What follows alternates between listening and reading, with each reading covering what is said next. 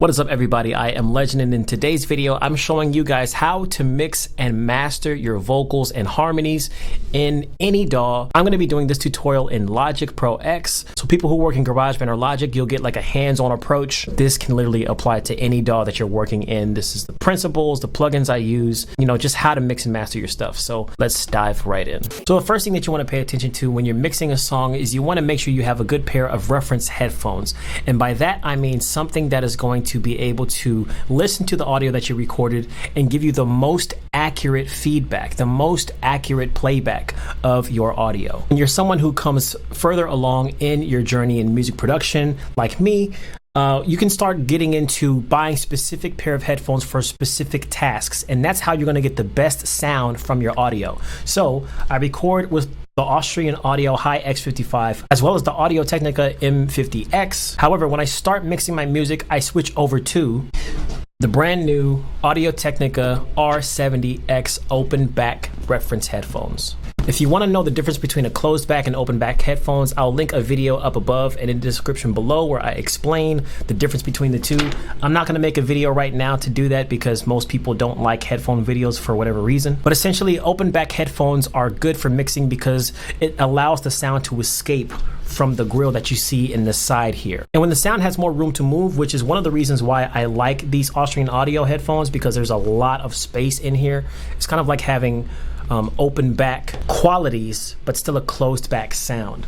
But with these, you get the true open back sound, so you're able to get cleaner mixes, cleaner sound, and a truer, flatter tone basically to your music. So that when you mix your stuff, you're not getting these enhanced frequencies like if you were to try to mix with Beats by Dre or AirPods Max or whatever you people try to mix with these days. I don't know why you would try to mix with Bluetooth headphones. But for this example with Bondi Blue, since I process these vocals individually, this is basically how I would do this without bus channels. Be sure to go click the link in the description to download this song that you're hearing today if you do like it. So we already have our lead vocals here in pink, and we have all of our stacked vocals here in blue. This is a pretty hefty project. So there's 53 total tracks in this project, and about 50 of those are just stacked vocals by themselves, and then the other two are going to be like these lead vocals, this outro, and then the track of the beat itself. And this would actually be a really great example for why you should have bus channels, why you should be using bus channels to process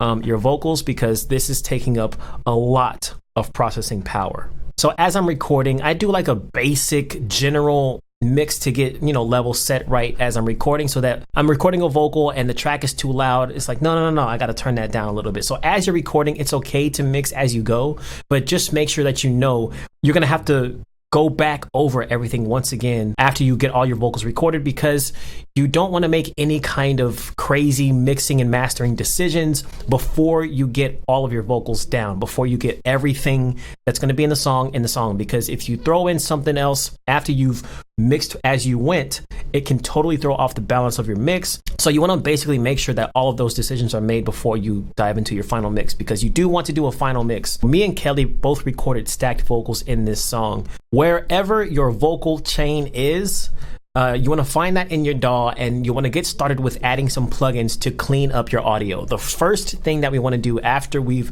mixed as we went and everything, and we're in this final mix stage, the first thing that we want to do then is we want to clean up the vocals. What I like to do is first, I like to add the Autotune at the top of my vocal chain. I personally love to use the WavesTune because I can control everything, and it's got a lot of really great features in there. So we want to put this at the top of our vocal chain, specifically because we want to attack those vocals right at the time that they come out of the output. And by that, what I mean is basically if we were to put a bunch of these plugins first before the Autotune would be hearing all of the reverb, all of the delays, all of the different crazy effects that are happening to the vocal, and it's trying to tune the vocal with this different reverb, so it's kind of getting confused and putting stuff where it's not supposed to be.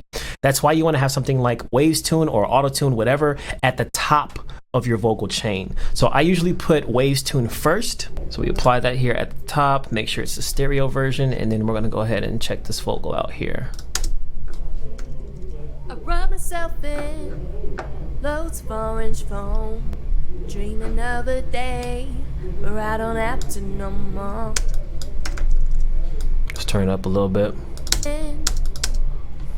I rub myself in loads of orange foam. Now with these plugins that I'm going to show you in today's video, I'm not going to go through the entire workflow of them because a lot of them, especially WavesTune, can have an entire video made just on how to use that plugin alone. And then I basically do my tuning, which is, you know, we're going to do like a modest 10 and 40 tune. Rub myself in loads of orange foam. I rub myself in loads of orange foam. It's not that the original was bad at all, because, you know, this could very well be a vocal that you don't add any autotune if you really are that pure about your vocals. But I would always recommend people throw that up top at first after the autotune. And again, you would apply this to every single track. What I'm talking about now with this particular track right here, cleaning vocals, you want to do to every single track that you have.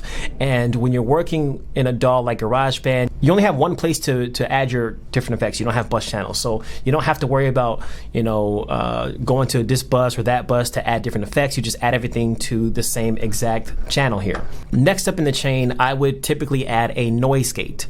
And a noise gate is basically something that is going to take out all the noises between the lines that you're singing. So if there's a little bit of static, or if there's any time where you're not singing, you're not saying anything, there's nothing happening in the track, it's going to automatically cut out or duck the audio, basically lower the audio of that particular track so that there's not that sound in the background like you can hear here. Rub myself in. This would be a lot more obvious if you had a mic that was not that great at recording vocals, or that had like a high noise floor. You would hear really like high staticky sound. So that's what I'm talking about here. Now you can't really hear it here because the vocal is recorded at a lower level, and also it's a good mic that she used when she recorded. So what you can use in whatever DAW you're using, pretty much every DAW has a noise gate. At least I would hope so. But you would come in here to, I think, dynamics and then noise gate, and you select stereo. I would never put it this low in the chain. I'm just doing this because I already have another option that I'm using here that I'll talk about in a second. But my typical settings for noise gates on my vocals is I like to bring this down to about 30, between 37 and 34. I'll just do 36.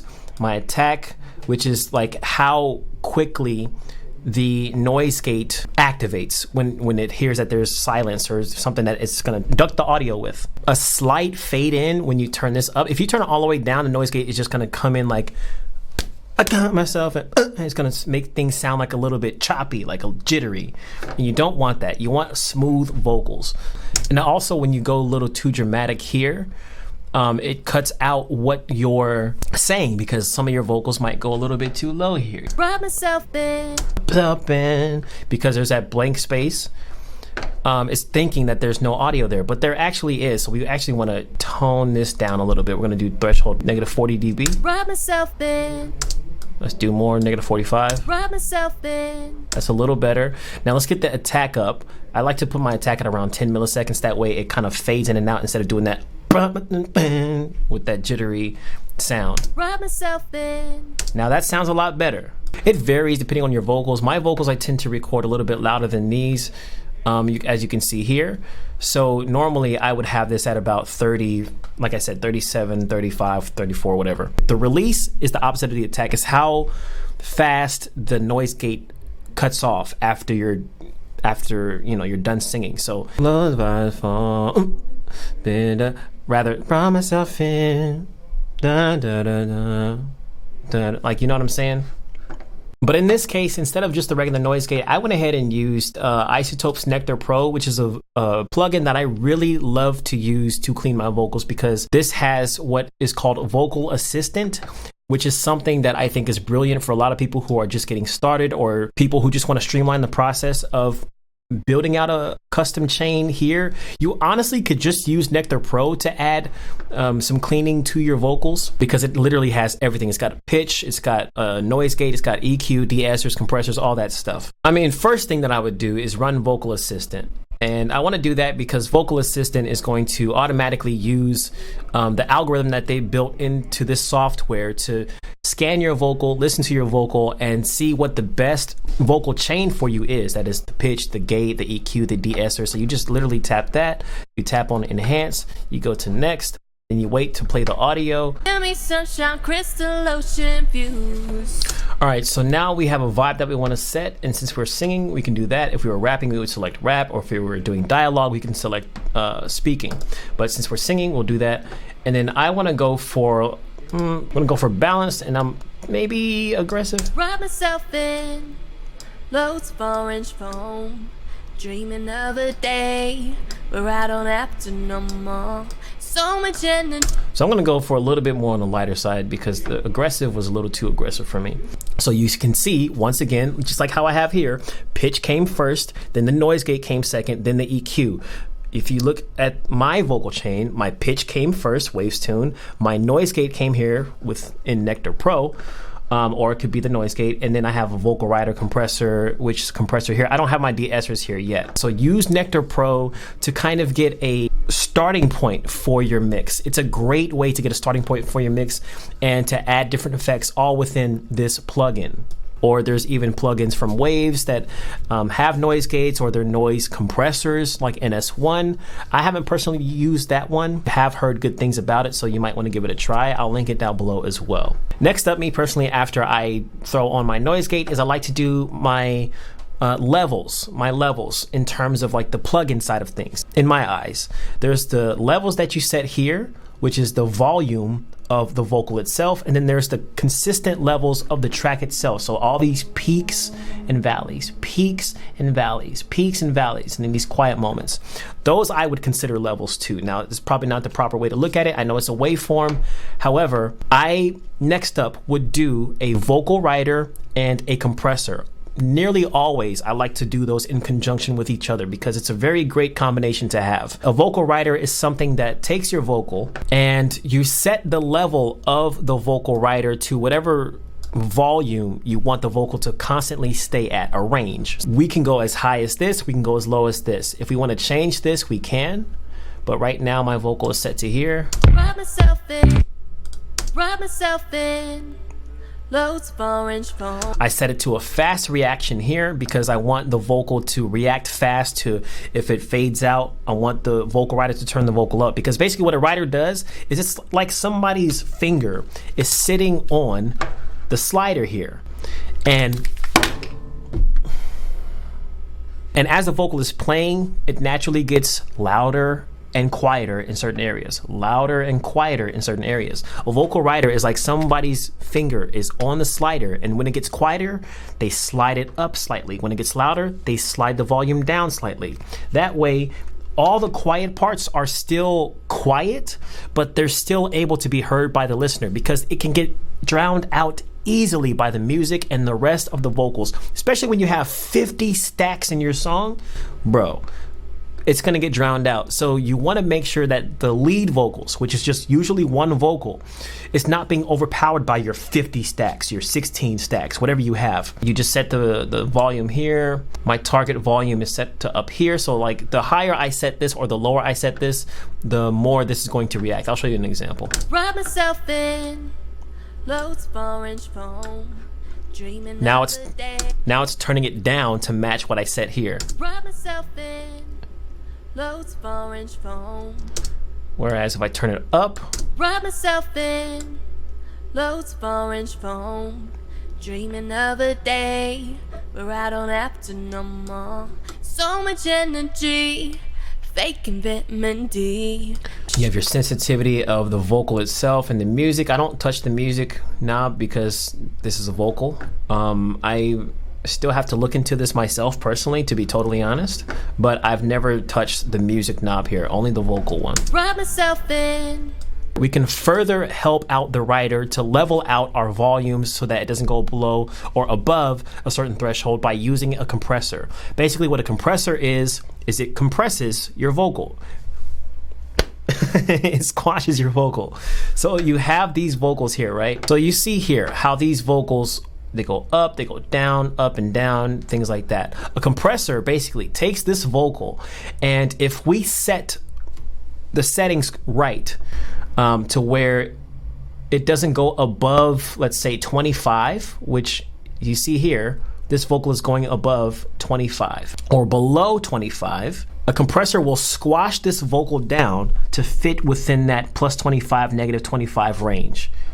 That's what a compressor does. It makes it to where it takes your vocal, and if you are singing or your waveforms are going above a certain decibel, a certain volume, it'll automatically cut down that vocal and compress it within the range that you set. It's kind of a way of regulating the volume, and it does the same thing with the quiet parts. It keeps the quiet parts kind of in the forefront as well, because it's also pumping those quieter parts up as well to make everything kind of on this even playing field. But I have my compressor, so this is the gain that you're putting into the compressor. This is how much of the vocal we're getting, and then you have your peak reduction on the right hand side. This is how much we're reducing the volume of that vocal once it passes these thresholds that we set. Now, you don't want to go too crazy and blast it all in the red and have everything peaking unless you're going for a sound that is geared towards that. So we want to just make it to where it's doing its job. It's not adding any kind of character. Also, the cool thing that I like about this compressor is it does add a little bit of warmth to the vocal. It does warm it up a little bit. Wrap myself in loads of orange foam, dreaming of a day.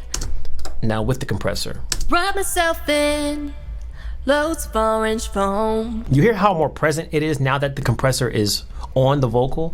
So off. Wrap myself in on. Loads of orange foam. Off. Dreaming of a day. On. Where I don't have to no more. It literally has so much more energy when we add that compressor, because we can get all of the little tiny inflections that she's singing in between these notes. The intensity of that, it's not lost in the sound, or because somebody's going back and forth from the microphone, or maybe they're moving their head. It's kind of like making the vocal go up and down in volume. The compressor and the vocal rider both regulate this. If I turn both of these off, so much energy. If you listen to energy, the ner is one of the parts that give it away. It's so quiet. It gets really dramatically quieter than everything else. So much energy. And you can even see it here. Energy, energy. So much energy. Turn on the vocal rider and the compressor. So much energy. Look at the difference. So much energy. So this is why I love using both of those. Always, every single time.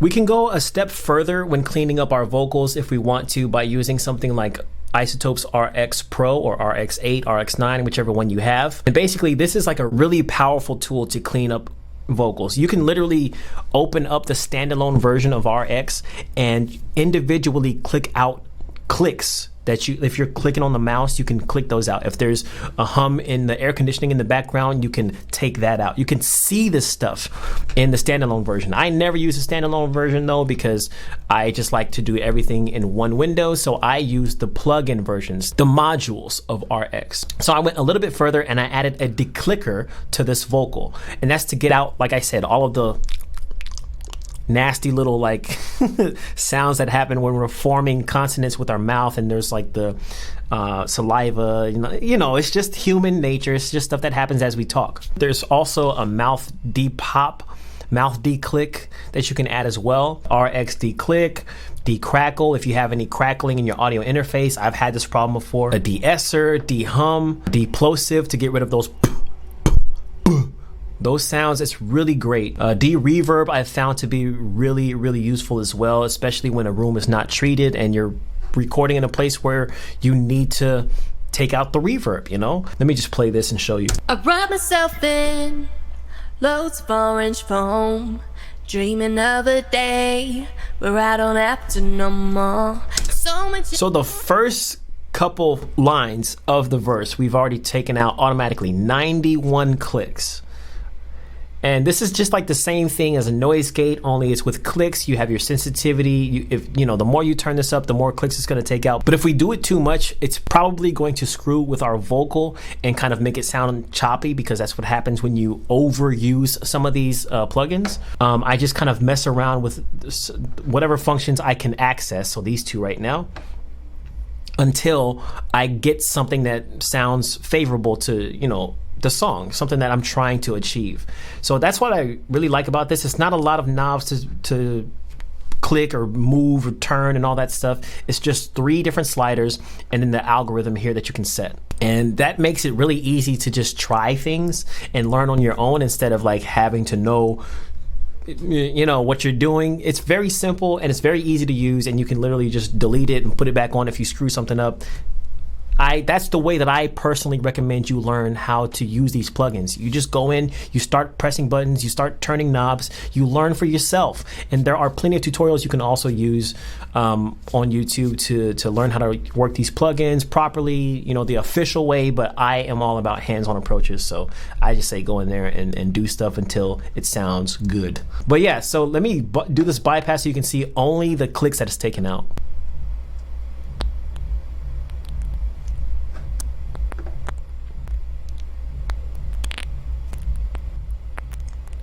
So you hear all that. It's coming from the mouth. It's coming from the consonants and the vowels and everything that someone is singing. So it's pretty cool to have something like that in there. Next up, I also like to clean up my vocals, and I know we're still on cleaning vocals, but there's so much to do. I usually use Manny Marroquin triple Ds to get my de-essing, my de-harshing, and my de-boxing. I like this plugin because it has 3 different D somethings built into one. I'm a type of individual who likes everything as much as possible to be confined into as little plugins or as little things as possible, and they're easy to use. The reason I like to use this one is because it's got just a few different things that you can even turn. So this knob here, so we have deboxy, which is like when your vocal sounds kind of like it's coming out of a box or blah blah blah. This deboxes it. Basically, when you have a vocal that sounds a little too boxy, you can debox it. You have a deharsher, which is to kind of make vocals sound a little less harsh, and your de-esser, which takes out the S's. So if we hit this little sound button here to the right of any of these frequency knobs at the bottom, it's gonna play for us that frequency in that section. So deboxy, this is gonna be the boxy frequency we're looking for. Rub myself in loads of orange foam, dreaming of a day. Rub myself in loads of orange foam, dreaming of a day. Rub myself in loads of orange foam, dreaming of a day. That sounds pretty good, actually. Rub myself in loads of orange foam. And the way to debox this vocal or to de-ess or de-harsh is to turn this knob up. So the more you have this turned up, the more it's gonna take that frequency that you set out. So I had it pretty much set right here. Rub myself in loads of orange foam, dreaming of a day. Rub myself in loads of orange foam. If you overdo any of these and turn this up full blast, you're gonna take out frequencies that are vital to the mix, that are vital to the sound of the song. You need a nice balance between the highs, the lows, and the mids. The high frequency, the low frequency, and the mid frequency. You need a good balance because the low frequency, that's the bass. If we have a song without a bass note, for instance, you know, we need that low in there. Or if we have a pop song that has no treble to it and everything's like, is that really pop? It can be, not gonna lie, it can be, but usually a lot of pop songs have that very bright, like happy, you know, sound. It's a bright sound, a trebly sound. Rub myself in loads of orange foam. You see how it sounds like it's a little bit tubey now? Rub myself in loads of orange foam. This sounds like it's got a lot more clarity when it's not turned up that much, but if we turn it up that much. Rub myself. So we don't like that, so we're gonna turn it down. Rub myself in. That sounds a lot better. Loads of orange foam. And then the de-esser, this is going to take out how much S's or S and then harsh, high-pitched frequencies that we have. Rub myself in. Ooh, that is pretty, ugh. Now, what you're listening for when you de-ess is like just any kind of sound that pierces your ear, makes you uncomfortable because it's like, ooh, that's so sharp, that's so... oh, like somebody sticking a knife in my head. That's usually what I correlate with the sound I want to take out. I don't want anything to pierce my eardrums or the listener's eardrums because then they're going to be like, I need to turn this off. This is kind of one reason why there's one song that I wish wasn't as bright. It's on Kanye West's Donda album, Jail. The vocal on Kanye's Jail is just so bright. That's a song I cannot play full blast because it just hurts to listen to it. I wish it was a little bit more warm. So I don't like to go super bright. I really don't. So I do have the frequency already set here, and it's turned up a fair amount. Wrap myself in loads of orange foam, dreaming of a day, but wrap myself in. All right, sounds pretty good. This is kind of like an EQ process because you're messing with frequencies. Anything that's messing with the frequencies is equalization. You're trying to equal out the sound of the frequencies. So this is part of EQing. This is one reason why I don't have my channel EQ up on this particular vocal, because if I'm already doing processing here with some of the frequencies, and I'm already doing a little bit of processing here in Nectar Pro with the EQ that's set there, as you can see here and here, we're already taking out frequencies and adding frequencies. So we've got subtractive EQ, we've got additive EQ, we've got subtractive, you know. We don't necessarily need to add a separate thing of EQ here unless we want to, which I clearly did because I put a little bit of something here. I don't think I'm using that plugin, honestly. But yeah, so keep that in mind. You don't want to over EQ your stuff either. It's a balancing act when it comes to adding plugins and doing EQ, mixing your vocals. It's really just a balancing act. Some stuff you want to have overpower, or some stuff you want to have louder than the others, but you still don't want them to be so loud that it just tips the scale completely and everything else you can't hear because they all fell off the scale. You know what I'm saying? So sometimes you'll do some kind of processing on a vocal to get the EQ to sound right in a certain section or whatever, and you find out later on when you add different instruments, when you add different vocals into that mix, you have to go back and rebalance things because there might be too much frequencies competing for the top spot. There might be a lot of vocals that you added too much lower frequency to. There might be too many vocals where you made them sound too bright, and now all of them sound bright, and it just hurts. You have to rebalance as you go along. So I think pretty much we did the gist of all of our cleaning vocals. We did our WavesTune, we did our noise gate / Nectar Pro, we added our vocal writer, our CLA 2-way compressor, we added our declicker to get those nasty mouth sounds out of there, and then we debox and deharsh our vocals. So these are pretty much my cleaning vocals here. So this is not any bus channels. I like to clean my vocals at the track level. I don't like to put cleaning stuff on a bus channel because we are attacking it right at the source. So now that we have our vocals clean, what do we want to do to further mix the song? Well, we have to characterize our vocals.